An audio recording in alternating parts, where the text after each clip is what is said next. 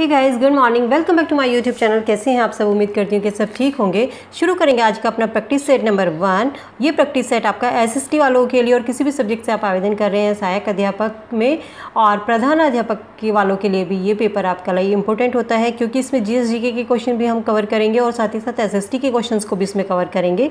तो क्लास को शुरू से लेकर आखिर तक ज़रूर देखिएगा और चैनल पर नए हैं तो चैनल को सब्सक्राइब कर लीजिएगा और वीडियो को साथ साथ फ्रेंड के साथ में शेयर करते चलिए।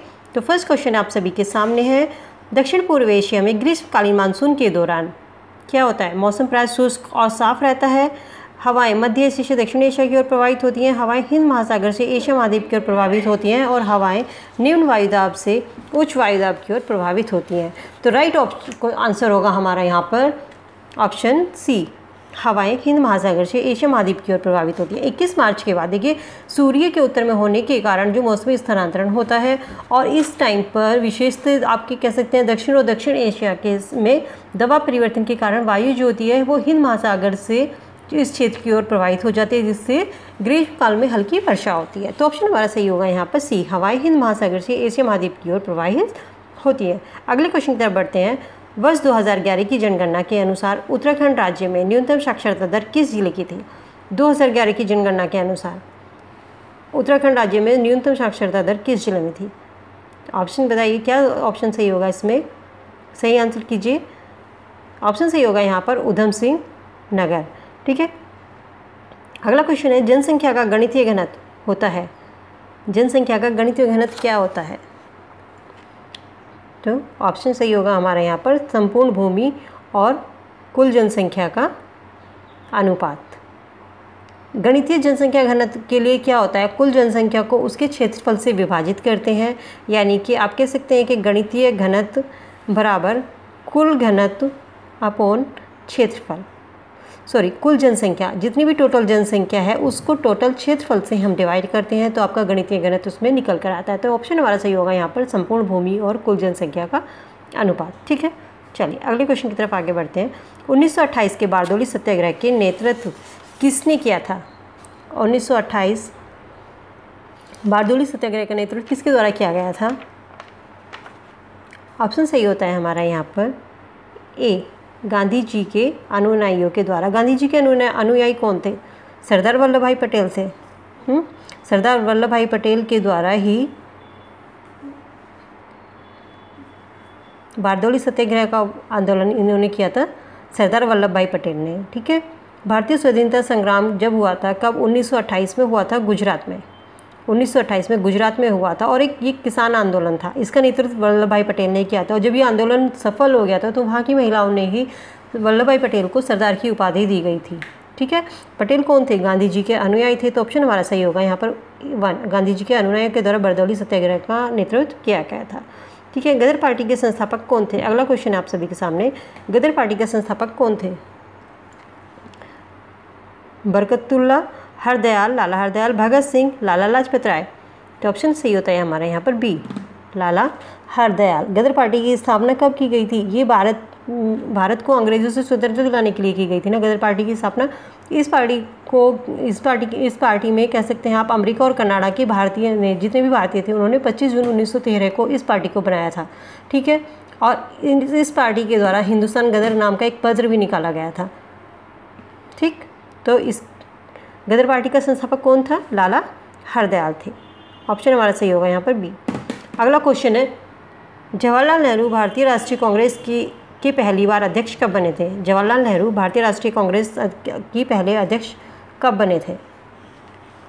तो ऑप्शन सही होता है हमारा यहाँ पर ए, 1929 को। 1929 को भारतीय राष्ट्रीय कांग्रेस के अध्यक्ष 1929 में बने थे पहली बार का। इस समय लाहौर अधिवेशन हुआ था, 1929 में लाहौर का अधिवेशन हुआ था। इसमें इन्होंने, कांग्रेस ने पूर्ण स्वराज्य की मांग की थी। पूर्ण स्वराज्य का इसमें लक्ष्य रखा गया था। तो ध्यान रखिए, एक दूसरा क्वेश्चन आपका बनता है कि लिए जो आपका अधिवेशन हुआ था जिसमें जवाहरलाल नेहरू कांग्रेस के पहली बार अध्यक्ष बने थे, ये अधिवेशन कहाँ पर हुआ था? लाहौर में हुआ था। कब हुआ था? 1929 में हुआ था। और इसी अधिवेशन में, लाहौर अधिवेशन में पूर्ण स्वराज की, यानी कि 1929 में लाहौर अधिवेशन में पूर्ण स्वराज की मांग की गई थी। ठीक है, चलिए अगले क्वेश्चन की ओर बढ़ते हैं। निम्न में से कौन भारत का दक्षिणतम बिंदु है? भारत का दक्षिणतम बिंदु, ऑप्शन सही होता है हमारा यहाँ पर ए इंदिरा बिंदु। इंदिरा बिंदु इसको कहाँ पर है? भारत के निकोबार द्वीप समूह में ये एक स्थित गांव है वहाँ पर, ठीक है। और यह यहाँ पर एक प्रकाश स्तंभ स्थित है। क्या स्थित है यहाँ पर? एक प्रकाश स्तंभ है। भारत का दक्षिणतम बिंदु भी इसको कहा जाता है। दक्षिणतम बिंदु या इंदिरा बिंदु पूछ लेते हैं कि इंदिरा बिंदु को और किस नाम से जाना जाता है? दक्षिणतम बिंदु इसको कहा जाता है। और साथ ही साथ यहाँ पर एक प्रकाश स्तंभ है और ये निकोबार द्वीप समूह के बड़े निकोबार द्वीप पर स्थित एक गाँव है वहाँ पर, ठीक है। चलिए, सुंदर डेल्टा वन कौन से पेड़ के लिए प्रसिद्ध है? सुंदर डेल्टा वन कौन से पेड़ के लिए प्रसिद्ध है? तो ऑप्शन हमारा सही होता है यहाँ पर सी सुंदरी। सुंदर डेल्टा वन सुंदरी पेड़ के लिए ये प्रसिद्ध है। निम्न में से कौन सा भू संतुलन का उदाहरण है? भू संतुलन का कौन सा उदाहरण है? अंडमान निकोबार द्वीप समूह का निर्माण, पथरीले पहाड़ों का निर्माण, मिसिसिपी मुहाने का संकुचन या सेंट एंड्रियास भ्रंश। तो ऑप्शन हमारा सही होता है यहाँ पर सी मिसिसिपी मुहाने का संकुचन। इसमें क्या होता है? इस सिद्धांत के अनुसार होता है कि जो आपकी बड़ी बड़ी भू संरचनाएँ होती हैं, वहाँ ऊंचे ऊंचे पर्वत होते हैं, पठार, मैदान, ये सभी जो है संतुलन अवस्था में रहते हैं, ठीक है। मिसिसिपी मुहाने का संकुचन के कारण ये सभी एक संतुलन अवस्था में होते हैं, जितने भी ऊंचे ऊंचे आपके पहाड़ हैं, पर्वत, मैदान है, ठीक है। चलिए अगले क्वेश्चन की ओर बढ़ते हैं। भाखड़ा नागल बांध की ऊंचाई कितनी है? भाखड़ा नागल बांध कहाँ पर है ये? भाखड़ा नागल बांध जो है वो पंजाब में सतलज नदी पर स्थित है। भारत की सबसे बड़ी बहुउद्देशीय नदी घाटी परियोजना है ये। और ये क्या है? राजस्थान, पंजाब और हरियाणा का एक संयुक्त परियोजना है। तो इस बांध की ऊंचाई कितनी है? तो ऑप्शन हमारा सही होता है यहाँ पर 226 मीटर। इस बांध की ऊंचाई कितनी है? 226 मीटर है, ठीक है। चलिए, कहाँ पर? सतलज नदी के किनारे पर बंधा हुआ है ये बांध। अगला क्वेश्चन है 2011 की जनगणना के अनुसार किस राज्य की जनसंख्या सबसे अधिक थी? 2011 की जनगणना के अनुसार किस राज्य की जनसंख्या सबसे अधिक थी? उत्तर प्रदेश, बिहार, पश्चिम बंगाल, केरल। ऑप्शन सही होता है हमारे यहाँ पर ए उत्तर प्रदेश। उत्तर प्रदेश की जनसंख्या 2011 की जनगणना में सबसे अधिक थी। कितनी थी? 19,98,12,000। कितनी? 19,98,12,341, ठीक है। चलिए नेक्स्ट क्वेश्चन देखते हैं। लोकसभा का प्रोटेम अध्यक्ष नियुक्त किया जाता है किसके द्वारा? भारत के राष्ट्रपति के द्वारा, भारत के उपराष्ट्रपति द्वारा, प्रधानमंत्री द्वारा या भारत के मुख्य न्यायाधीश के द्वारा? जल्दी से आंसर बताइए कमेंट सेक्शन में, क्या आंसर होगा इसका? तो ऑप्शन सही होता है हमारा यहाँ पर ए भारत के राष्ट्रपति के द्वारा प्रोटेम अध्यक्ष नियुक्त किया जाता है। कौन करता है ये? राष्ट्रपति। लोकसभा के सदस्य को प्रोटेस्ट स्पीकर इसमें नियुक्त किया जाता है। आमतौर पर लोकसभा के जो वरिष्ठ सदस्य होते हैं उनको इसके लिए चुना जाता है। जो सबसे वरिष्ठ सदस्य होते हैं उनको प्रोटेस्ट अध्यक्ष के लिए चुना जाता है। इनका क्या काम होता है? स्पीकर को शपथ दिलवाने का काम होता है। प्रोटेस्ट स्पीकर को स्थायी अध्यक्ष के समान ही इनको सारी शक्तियाँ प्राप्त होती हैं, ठीक है। जो जितनी भी शक्तियाँ हमारे स्थायी अध्यक्ष को होती हैं उतनी ही शक्तियाँ प्रोटेस्ट स्पीकर को भी होती है। इनका कर्तव्य होता है कि नए सदस्यों को शपथ दिलवाना और वह सदन को नए अध्यक्ष का चुनाव करने के लिए भी मदद करते हैं। और जब नए अध्यक्ष को चुन लिया जाता है तो प्रोटेस्ट स्पीकर का पद अपने आप ही वो समाप्त हो जाता है। लेकिन यह पद जो है अल्पकालिक होता है, उसके बाद फिर किसी नए प्रोटेम अध्यक्ष को चुन लिया जाता है। तो ये भारत के राष्ट्रपति के द्वारा इनको चुना जाता है, ठीक है। अगले क्वेश्चन की ओर बढ़ते हैं। भारतीय संविधान के अनुच्छेद 70 के अंतर्गत राष्ट्रपति और उपराष्ट्रपति की अनुपस्थिति में कौन राष्ट्रपति होगा? देखिए फ्रेंड, ये क्वेश्चन जो है ये आपके जीएस और जीके में भी आपके पूछे जाएंगे, ठीक है। और ये क्वेश्चन आपके पॉलिटी, हिस्ट्री, ज्योग्राफी, एसएसटी वालों के लिए भी ये क्वेश्चंस इंपॉर्टेंट होते हैं। ये आपके जो आपका 100 नंबर का पेपर है उसमें भी इंपॉर्टेंट होंगे। ये जो आपका प्रैक्टिस सेट है, तो ये आप प्रैक्टिस सेट आप सभी के लिए इंपॉर्टेंट होता है, चाहे आप सहायक अध्यापक का दे रहे हैं या प्रधानाध्यापक का दे रहे हैं या आप साइंस से आवेदन कर रहे हैं, संस्कृत से कर रहे हैं। तो ये इस प्रैक्टिस सेट फ्रेंड आप सभी के लिए होता है। तो क्लास को शुरू से लेकर आखिर तक ज़रूर देखिए। और वीडियो कैसी लग रही है इसका कमेंट सेक्शन में ज़रूर बताइएगा। वीडियो अच्छी लगी तो वीडियो को प्लीज़ लाइक ज़रूर करते चलिए, फ्रेंड के साथ में शेयर करना बिल्कुल भी ना भूलें, ठीक है। चलिए क्वेश्चन है, भारतीय संविधान के अनुच्छेद 70 के अंतर्गत राष्ट्रपति और उपराष्ट्रपति की अनुपस्थिति में कौन राष्ट्रपति होगा? लोकसभा अध्यक्ष, भारत का प्रधानमंत्री, भारत का निर्वाचन आयुक्त या भारत का मुख्य न्यायाधीश? तो ऑप्शन सही होता है यहाँ पर भारत का मुख्य न्यायाधीश। ऑप्शन डी भारत का मुख्य न्यायाधीश अनुच्छेद 70 के अंतर्गत ये प्रबंध किया गया है कि राष्ट्रपति और उपराष्ट्रपति की अनुपस्थिति में कौन भारत का मुख्य न्यायाधीश होगा, वो राष्ट्रपति का कार्यभार संभालेगा। ठीक है। अगला क्वेश्चन है, निम्न राज्यों में से किस राज्य का विधानमंडल द्विसदनीय है? विधानमंडल द्विसदनीय है। तमिलनाडु का, त्रिपुरा, पश्चिम बंगाल, बिहार। तो ऑप्शन सही होता है यहाँ पर हमारा डी, बिहार। बिहार में द्विशासनीय राज्य विधानमंडल के गठन में कोई भी एकरूपता नहीं है पाई गई है। यहाँ पर राज्यों में एक सदनीय व्यवस्था है, लेकिन कुछ में द्विशासनीय व्यवस्था है, जो कि बिहार में द्विशासनीय व्यवस्था पाई गई है। ठीक है। चलिए अगले क्वेश्चन की ओर बढ़ते हैं। भारतीय संघ कौन से देश के संघ के समान है? भारतीय संघ कौन से देश के संघ के समान है या सदृश है? देखिए, संविधान में कहीं भी संघ शब्द का प्रयोग नहीं किया गया है। इसके स्थान पर संविधान का अनुच्छेद 1 में भारत को क्या कहा गया? राज्यों के संघ के रूप में इसको परिभाषित किया गया है। डॉक्टर भीमराव अंबेडकर के अनुसार संघ में 2 बातें उभर कर सामने आई थी। सबसे पहली क्या थी कि अमेरिकी संघ के विपरीत भारतीय संघ राज्यों के बीच सहमति का प्रतिफल नहीं है और राज्यों को यह अधिकार नहीं है कि वे स्वयं को संघ से पृथक कर सकें। ठीक है। तो ऑप्शन हमारा सही होता है यहाँ पे। ये सब चीज़ें जो हैं ये किसके समान है? कनाडा के समान है। ठीक है। एक अलग ही सशक्त केंद्र होने के नाते कनाडाई मॉडल, अमेरिकी मॉडल जो है ये अलग अलग हैं, तो इनमें यहाँ पर ये कनाडा के संघ के समान है इस जगह पे। ठीक है। चलिए अगले क्वेश्चन की ओर बढ़ते हैं। भारत में केंद्र शासित प्रदेशों की कुल संख्या कितनी है? भारत में केंद्र शासित प्रदेशों की कुल संख्या कितनी है? तो ऑप्शन हमारा सही होता है यहाँ पर 8। भारत में कितनी है? अनुच्छेद 1 के अंतर्गत, अनुच्छेद 1 से 4 के अंतर्गत संघ और उसके क्षेत्रों की चर्चा की गई है। तो उसमें भारतीय क्षेत्र को कितने 3 श्रेणियों में बांटा गया है। राज्य के क्षेत्र है, संघ के क्षेत्र और ऐसे क्षेत्र हैं जिन्हें किसी भी समय भारत सरकार द्वारा अधिग्रहित किया जा सकता है। ठीक है। तो इस तरीके से वर्तमान में भारत में 28 राज्य और 8 केंद्र शासित प्रदेश हैं। इसमें दादर और नगर हवेली और दमन द्वीप को इसमें विलय कर दिया गया है। किसका? दादर और नगर हवेली का। जम्मू कश्मीर और लद्दाख जो राज्य बने हैं 7वें और 8वां और 9वां, तो इसमें दादर और नगर हवेली को क्या किया गया है? इन दोनों का विलय कर दिया गया है यहाँ पर। ठीक है। चलिए अगले क्वेश्चन की ओर बढ़ते हैं। भारत में राजनीतिक दलों को मान्यता दी जाती है किसके द्वारा?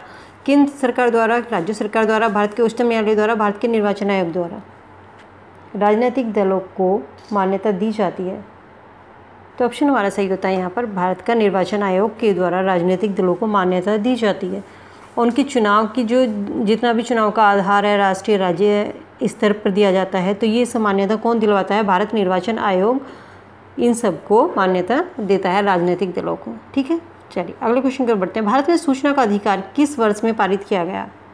सूचना का अधिकार यानी कि right to information act, RTI, right to information act, ये जो था ये कब किस वर्ष पारित किया गया? सही ऑप्शन 2004 में, 1999, 2009 या 2005 में।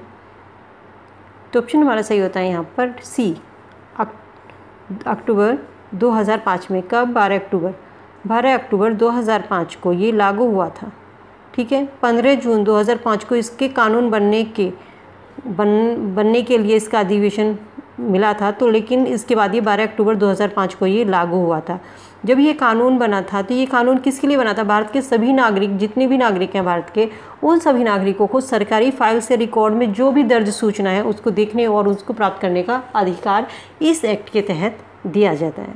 ठीक है। क्या? राइट टू इन्फॉर्मेशन के अनुसार क्या दिया जाता है कि ये कानून भारत के सभी नागरिकों को सरकारी फाइल या रिकॉर्ड में जितनी भी सूचनाएं होती हैं ये उनको दर्ज कराने और उनको देखने का अधिकार इनको प्राप्त है, और ये 12 अक्टूबर 2005 को लागू हुआ था। ठीक है। अगले क्वेश्चन की ओर बढ़ते हैं। भारत का निर्वाचन आयोग है विधिक संस्था, प्रशासनिक संस्था, अधिनियमित संस्था या संवैधानिक संस्था?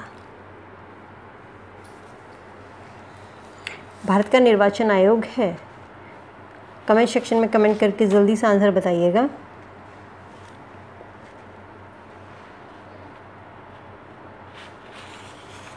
भारत का निर्वाचन आयोग क्या है? सही ऑप्शन होता है हमारा यहाँ पर डी, संवैधानिक संस्था। भारत का निर्वाचन आयोग क्या है? एक संवैधानिक संस्था है। अनुच्छेद 324 में कहा गया है, 24 में भारत एक स्थायी स्वतंत्र निकाय है और इसका गठन भारत के संविधान द्वारा देश के स्वतंत्र और निष्पक्ष चुनाव संपन्न कराने के उद्देश्य से इसका किया गया है, निर्वाचन आयोग का। ठीक है, चलिए 93वां संविधान संशोधन किससे संबंधित है? 93वां संविधान संशोधन, ये तो आंसर इसका आप सभी को पता होना चाहिए। 93वां संविधान संशोधन है शिक्षण संस्थानों में ओबीसी के आरक्षण से जितनी भी अनुसूचित जातियां जनजातियां हैं उन सभी को आरक्षण प्रदान किया जाता है। 93वां संविधान संशोधन में ये सभी प्रावधान किए गए हैं। ठीक है, चलिए अगले क्वेश्चन की ओर बढ़ते हैं। भारत की नई औद्योगिक नीति 1991 में आधारित है, किस पर है? नई औद्योगिक नीति किस पर आधारित है? तो ऑप्शन हमारा सही होता है यहाँ पर उपयुक्त सभी पर। उदारीकरण, वैश्वीकरण और निजीकरण, उपयुक्त सभी पर।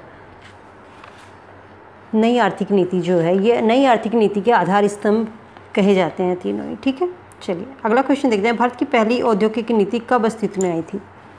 भारत की पहली औद्योगिक नीति, ऑप्शन हमारा सही होता है यहाँ पर सी, 6 अप्रैल 1948 को। 6 अप्रैल 1948 को भारत की पहली औद्योगिक नीति अस्तित्व में आई थी। ठीक है, अगला क्वेश्चन है भारत के किस क्षेत्र में अधिकतम कुल घरेलू बचत प्राप्त होती है? अधिकतम कुल घरेलू बचत कहाँ पर प्राप्त होती है? तो ऑप्शन हमारा सही होता है यहाँ पर बी, घरेलू क्षेत्र में सबसे अधिक घरेलू बचत प्राप्त होती है। नेक्स्ट क्वेश्चन की तरफ आगे बढ़ते हैं। राष्ट्रीय सांख्यिकी आयोग की स्थापना कब की गई थी? राष्ट्रीय सांख्यिकी आयोग की स्थापना कब की गई थी? एक ये स्वायत्त संस्था है और इसकी स्थापना की गई थी 12 जुलाई 2006 को। तो ऑप्शन हमारा सही होता है यहाँ पर डी, 12 जुलाई 2006 को सांख्यिकी आयोग की स्थापना की गई थी। ठीक है, अगले क्वेश्चन की ओर आगे बढ़ते हैं। देखिए, जब बर्फ पिघलती है तो उसका आयतन कैसा होता है? घटता है, बढ़ता है, या पहले घटता है फिर बढ़ता है, या वही रहता है? ऑप्शन हमारा सही होगा यहाँ पर जब बर्फ पिघलती है तो उसका आयतन क्या होता है? उसका आयतन घटता है। ठीक है, चलिए नेक्स्ट क्वेश्चन देखते हैं। निम्न में से किस में कार्बन नहीं है? हीरा, कोयला और ग्रेफाइट, इन तीनों में ही कार्बन होता है। ये बहुत इजी क्वेश्चन है और एग्जाम में कई बार पूछा भी गया है। तो हीरा, कोयला, ग्रेफाइट तीनों में ही कार्बन होता है, जिसमें नहीं होता वो है बलुआ पत्थर। तो ऑप्शन हमारा सही होगा, जिसमें कार्बन नहीं है वो है बलुआ पत्थर आपका, जिसमें कार्बन नहीं पाई जाती है। ठीक है, अगला क्वेश्चन है भारी जल है एक, क्या है? शीतलक है, मंदक है, एक प्रकार की औषधि है, ईंधन है। जल ईंधन तो हो नहीं सकता, औषधि कह सकते हैं, हो सकती है नहीं भी, शीतलक या मंदक, इन तीनों में से राइट आंसर ऑप्शन क्या है? तो यहाँ पर होगा हमारा आंसर बी, मंदक। भारी जल एक क्या है? मंदक है। भारी जल का सूत्र क्या होता है? D2O। ठीक है, और भारी जल एक मंदक है। ठीक है, अगला क्वेश्चन है वर्षा ऋतु में लकड़ी से बने दरवाजे फूलने का क्या कारण होता है? कि वर्षा ऋतु में जो लकड़ी के दरवाजे फूल जाते हैं तो उसका क्या कारण होता है? ऑप्शन हमारा सही होता है, फूलने का कारण होता है अंतः शोषण। वर्षा ऋतु में लकड़ी से बने दरवाजे फूलने का कारण होता है अंतः शोषण। ठीक है, अगला क्वेश्चन है पादपों द्वारा वायुमंडल में जल परिवर्धन की प्रक्रिया क्या कहलाती है? संघनन, अवक्षेपण, बहना या वाष्पोत्सर्जन?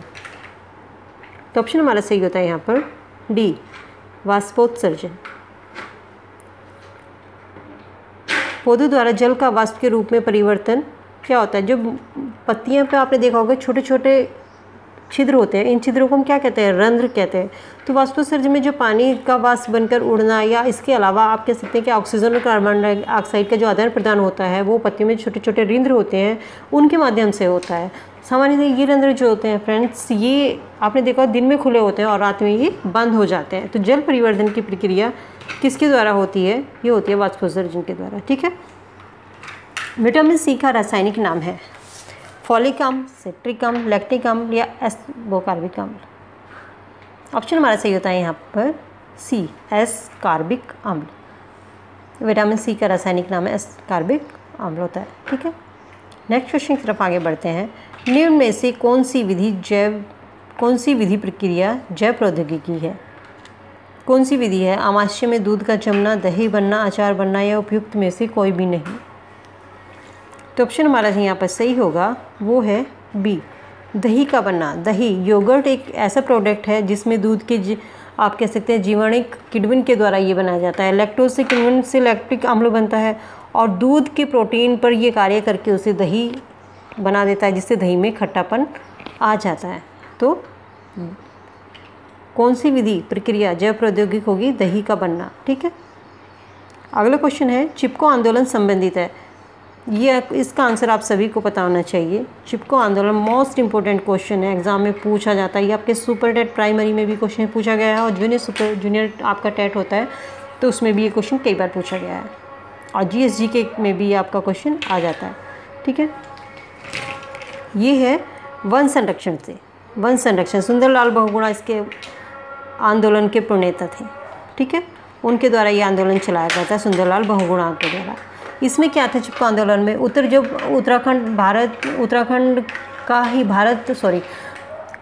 प्रदेश उत्तराखंड का ही एक भाग था। उस समय किसानों ने वृक्षों की कटाई का विरोध करने के लिए प्रारंभ किया था ये आंदोलन, चिपको आंदोलन। जब कटाई होती तो सभी लोग जो है वो वृक्ष से चिपक गए थे, उन्होंने पेड़ों को काटने नहीं दिया था। उसी से ये रिलेटेड है। ठीक है। अगला क्वेश्चन है किस वर्ष नीति आयोग अस्तित्व में आई थी? तो ऑप्शन हमारा सही होता है यहाँ पर राष्ट्रीय भारत परिवर्तन संस्थान नीति आयोग। भारत सरकार द्वारा गठित एक संस्थान है, नया संस्थान है ये कब अस्तित्व में आई थी? ऑप्शन हमारा सही होता है यहाँ पर डी, 1 जनवरी 2015 को नीति आयोग अस्तित्व में आई थी। ठीक है। डी ऑप्शन हमारा यहाँ पर सही होगा। वैदिक काल में बलि शब्द का क्या अर्थ है? वैदिक काल में बलि शब्द का क्या अर्थ है? तो ऑप्शन हमारा सही होता है यहाँ पर प्रजा द्वारा शासक को दी गई भेंट। प्रजा द्वारा शासक को दी गई भेंट। डी ऑप्शन हमारा यहाँ पर सही होता है। बलि शब्द वैदिक काल में प्रजा द्वारा शासक को दी गई भेंट होती। किस सातवाहन राजा ने स्वयं एक ब्राह्मण की उपाधि धारण की थी?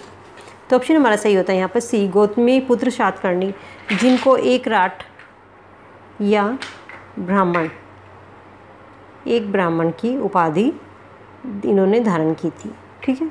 चलिए नेक्स्ट क्वेश्चन तरफ आगे बढ़ते हैं। कौन से बौद्ध ग्रंथ में 16 महाजनपदों का उल्लेख किया गया है? अंगुत्तर निकाय में, महावंश में, दीर्घ निकाय में या महावग में?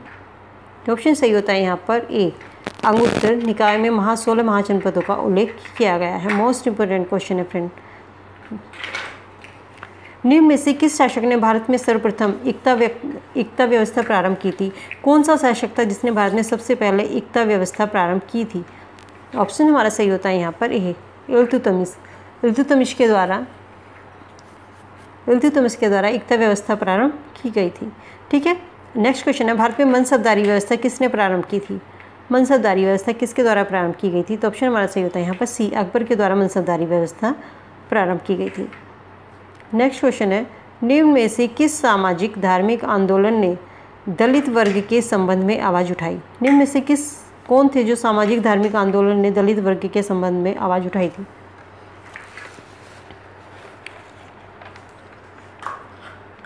ऑप्शन हमारा सही होता है यहाँ पर सी, आर्य समाज। आर्य समाज ने दलित वर्ग के संबंध में आवाज़ उठाई थी। ये हिंदू सुधार आंदोलन था। कैसा हिंदू सुधार आंदोलन था और इसकी स्थापना किसके द्वारा की गई थी? स्वामी दयानंद सरस्वती के द्वारा 1875 में की गई थी। स्वामी दयानंद ने 1875 में बम्बई में इसकी स्थापना की थी। ठीक है। एक था सत्यशोधक समाज, जिसकी स्थापना किसने की थी? 1873 में ज्योतिबा फूले के द्वारा किया गया था। ये भी एक सुधार आंदोलन था हिंदू के लिए। ठीक है।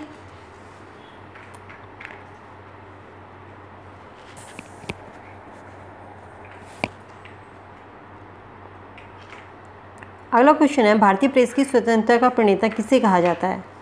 भारतीय प्रेस की स्वतंत्रता का प्रणेता किसको कहा जाता है? August Hickey, Charles Metcalfe, Maigret या डिसरेली को?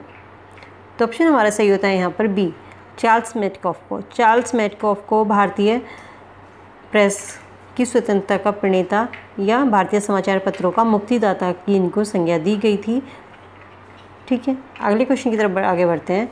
दिसंबर 1929 में कांग्रेस के लाहौर अधिवेशन ने जोर दिया था। दिसंबर में 1929 में कांग्रेस का लाहौर अधिवेशन हुआ था। इसने किस चीज़ पर जोर दिया था? ये क्वेश्चन मैंने अभी आपको पहले भी बताया था। कांग्रेस का लाहौर अधिवेशन हुआ था 1929 में और उसके अध्यक्ष कौन बने थे? पंडित जवाहरलाल नेहरू बने थे और उन्होंने पूर्ण स्वराज की इस अधिवेशन में मांग की थी। ठीक है। तो ऑप्शन हमारा सही होगा यहाँ पर बी, दिसंबर 1929 में कांग्रेस का लाहौर अधिवेशन हुआ था, उसमें जोर दिया गया था पूर्ण स्वराज की और इसी में अध्यक्ष बनाया गया था। और गांधी जी जब जवाहरलाल नेहरू अध्यक्ष बनाने में गांधी जी की सबसे महत्वपूर्ण इसमें भूमिका रही थी। ठीक है फ्रेंड्स, ये थी हमारी आज की क्लास। आज की क्लास का होता ख़त्म। प्रैक्टिस सेट हमारा फर्स्ट आज कंप्लीट होता है।